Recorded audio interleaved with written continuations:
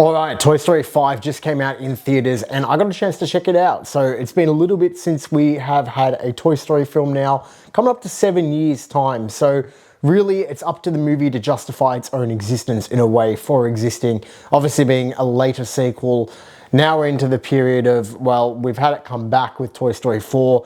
Can it sustain more movies in the future? So here's my review of Toy Story 5 to let you know how the latest installment fared. Alright, so this morning I woke up, I put on Toy Story 3. I haven't seen a Toy Story film since Toy Story 4, which didn't do a whole lot for me. So I was like, right, let's get the gears going. I know Toy Story 3 is a good film. Let's get the gears going. Popped it on, had a great time with it. It was like, yeah, okay, let's give me some more of this. Went into Toy Story 5. Toy Story 5 opens up, it's a little bit of a different type of story, which actually works in its favor. In this one, we're now dealing with technology. So Toy Story 5 takes us into the 2026 world of toys and kids' interaction with entertainment. And this is definitely a plus on the movie side because it keeps it relevant. I think that Toy Story, had it not gone down an element of relevance, could have felt very stale very quickly. We've seen these toys a lot of times now. So the film follows Bonnie once again, and this time Bonnie is struggling to maintain and keep friendships because a lot of her friends or wannabe friends are not using toys anymore. They're now using technology, iPads, or in the film's case, lily pads now. So we're going to get introduced to a new toy, which is technically more of like an iPad, named Lilypad, who's going to play a vital role in trying to bridge that gap for Bonnie in between helping her socialize and make friends. And once again, as kind of stated in the intro, this is incredibly relevant these days. Kids these days aren't growing up now going and meeting and playing with action figures. Kids these days are jumping online, playing multiplayer games, and using the internet to socialize from a very young age these days. 7, 8, 9, 10-year-olds jumping on phones, iPads, what have you.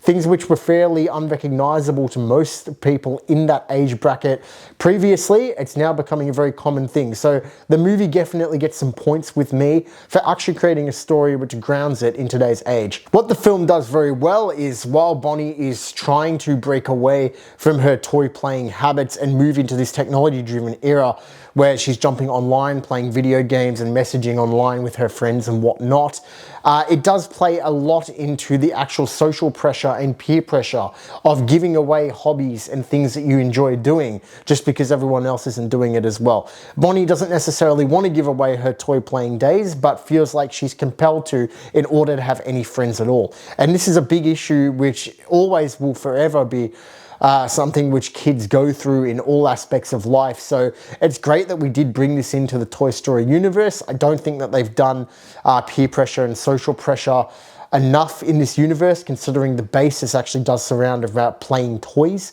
So it was great to see Toy Story 5 bring that element into this and actually explore it, because it's something which every kid at some point will go through. So in the movie, Jessie is actually the main toy character who we do follow around for most of the film. I personally don't have an issue with this. I think that Jessie in the spotlight makes sense to me. Woody and Buzz were very connected to Andy's story, and obviously we're past that now.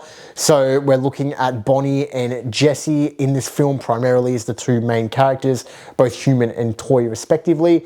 However, I do think that the film does kind of let slip a little bit of that element of the Toy Story universe, because you have so many of these characters who we've grown to love over the last 30 plus years in this franchise. And I think that it does slip away a little bit with some of the other characters. Think like Rex, Slinky, Bo Peep, the pig. There's a lot that's kind of very sidelined in the film. Woody and Buzz are definitely in the movie. However, Woody is sidelined significantly and played up for laughs. I do think that it's quite funny, some of the stuff they do with Woody. He's aging now, so he's put on weight. He's got a bald spot, which is quite funny. So there's definitely some comedic parts with Woody which work. Buzz, on the other hand, they do this storyline. It's a weird storyline with Buzz and the Buzz Lightyears in this movie. There's like high-tech Buzz Lightyears now. It doesn't really go anywhere. The first scene of the movie involves them, and I don't think it's one of the stronger scenes, opening scenes in this franchise. I think it leaves a lot to be desired. It's kind of like what's going on here. However, ultimately, I don't really have anything negative to say about Buzz or the Buzz Lightyears in the film. There's a running trend with Buzz and a will he, won't he with Jessie. Buzz's romantic attraction for Jessie is definitely coming to a head in this film.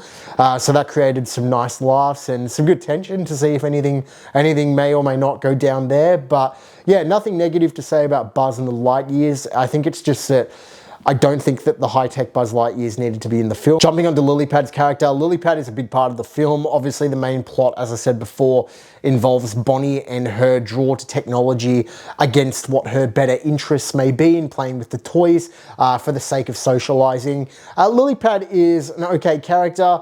I don't really have too much to say about her. She's relevant for the context of the story, sure, to move things forward. For Bonnie, however, I don't think Lilypad is explored enough for me to really have an opinion on the character, which could be seen as a negative. Some of the other characters who we've seen in this franchise, like Lotso, for example, while they were the center of the problem, they also had exploration as well around them. I don't think Lilypad gets that exploration. Maybe that's the point though. Ultimately, it's more of technology being the villain in of itself rather than a character specifically in this movie, which is a nice change. There are scenes actually where Lilypad is actually overstimulated herself by what's going on her screen, which I appreciated. And you can see the toys being drawn in and basically entranced by the screen themselves. And there's many, many scenes in the film which are quite, you know, it's something which you'd see every day, but when it's in front of you, you begin to notice it. And it's all these people in a household on their screen. You know, you can be in a screen and have dad on the computer, mum on the TV, and then the children on an iPad, but you don't really see it as a problem until you look from outside the windows at the house and you see everyone in the house is on a screen in a different room. And that's something which the film does well as well, is really drawing attention to the fact that you can have all these people in a house, but they're completely isolated, drawn into a screen on themselves. We see some new toys in the film as well, in the form of old technology. And I actually liked this because this shows that the technology, just like the toys that we've seen previously in the films, do grow older, do get replaced, and do have to move on to new owners. So I appreciated seeing some older technology, even though the newer technology and the Lilypads in the film are clearly highly favored with the kids. Just goes to show that, like anything with the toys, these will go out of fashion eventually. Conan O'Brien actually plays one of the older toys, the technology-based ones. It's a potty trainer. So there's a couple new characters such as that, which, you know, are nice to see. But once again, it's just introducing more new characters and the old ones that are part of the core integrity of the franchise are getting left behind. Even the newer characters that we got introduced to, such as Forky in Toy Story 4, very left behind in the movie. So there's just a lot which could have been stuffed in.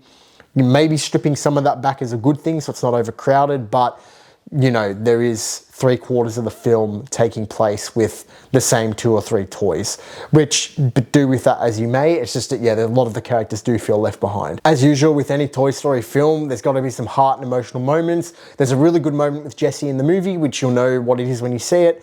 Like I said before, the majority of the film does focus on Jess, so it's really up to Jess's story about being able to let go from a previous owner, and let go in the sense of not that it didn't happen, but be grateful that it happened and look at the consequences and what came afterwards as a result of her not being forgotten by a previous owner. So there's some good moments with Jess in here. There are a couple of other good moments as well throughout the film, which you'll see. But yeah, overall, I'd say there's probably one really strong emotional moment, but there's not too much else going on here. At least for me anyway. Other than that, it's more focused on the technology and the risks and dangers that it poses, and more about becoming yourself rather than actually going into the social aspect of peer pressure and bullying into doing something that you don't want to do. Both of which are great things, and both of which this film justifies in existence, in my opinion, based on the fact that it does things like this rather than just tell another story with the toys. Yes, it does feel familiar in some sense, definitely. There are times where the toys are in a different location, they've crossed that threshold, now they've got to get back, or they've got to go to point A or point B, or there's MacGuffins which help them along the way, sure. but bringing in the technology which is relevant to this era, focusing on peer pressure and bullying into giving up things which you enjoy for the sake of having friends. I think that overall there's enough in the film which does justify. Overall, Toy Story 5 is a good time. I had a good time with it. I think it justifies its existence in relevance into the modern technological age and tackles some issues regarding childhood peer pressure and friendships, which we don't normally see in these type of movies. I enjoyed it a lot more than 4, if I'm being honest, if I was to compare the two. It's not going to live up to the original trilogy, but that's not the point. Generally, if you've got a film franchise going to 5 films, by the 5th one, it's getting really bad. And with Toy Story, that's not the case. Toy Story 5 is an adequately fun movie with some emotional moments, some good comedy, and some heart-to-heart themes in it, which children and adults should both be able to resonate with. More than happy to give Toy Story 5 a 7 out of 10. I had a lot of fun with it. It's a good film. Go check it out. On the school holidays, bring your kid along, and I think that they'll have a great time with it. Thank you guys for watching the review. Always appreciate it. Looking forward to a big summer of movies. We've got Supergirl coming out next week, which should be interesting. Then obviously we've got some other big ones down the line. So looking forward to getting those reviews out. If you want to see more, feel free to subscribe and like the video, and I'll see you in the next one. Take it easy.